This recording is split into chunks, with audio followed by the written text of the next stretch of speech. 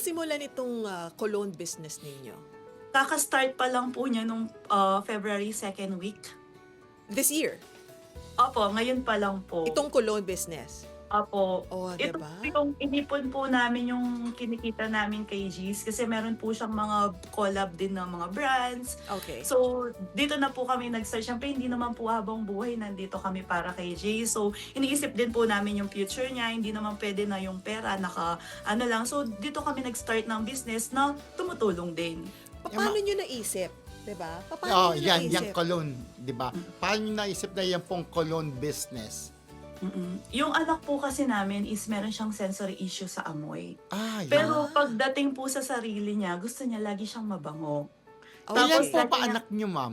Isa lang Isa, po si siya. Jace. Si Siya Jace lang. lang. si Opo. Jace. Meron din siyang sa pang-amoy, walang pang-amoy? Parang Hindi, yun, Sensory, si Jace mismo. may mga times po na like sa prutas, ayaw niya pong kumakain ng prutas. Hindi dahil sa ayaw niya yung lasa. Ayaw niya May po yung amoy. tura, yung texture, yung amoy ng prutas. Okay, pero siya, Ah. gusto niya, mabango siya. Oo. Oo, pero siya po, every time na maliligo siya, Mami, I smell goods, ganyan siya. So, doon po namin siya naisip na, bakit hindi tayo magpagawa ng pabango na pwede sa lahat ng bata, na merong mga sensory issue, na hindi sila, yung kaya nilang, kasi si Jace po, bago siya na buo, bago na, yung formula, pinaamoy po namin isa-isa sa kanya. So, ito yung, tinitig- ito yung mga Oo, paborito niyang amoy.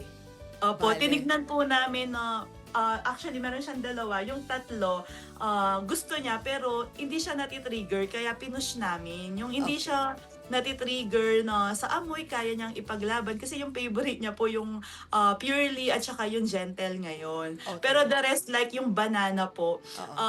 gusto niya yung amoy pero ayaw niyang ipahid sa sarili niya. Pero minsan pinapahid niya. So doon namin na-realize na pwede ito kasi nakakaya niya. Kasi ayaw niya po Okay. ng mga prutas. Ayaw, okay. Oo, dahil Okay. sa amoy. Mami Macy, ano po ba? Online lang po ba yan? O meron din po sa mga stores na mabibili ang Meron po Cologne sa nyo. store namin sa Okay. may Magalang, Pampanga at saka sa Media Town, Clark.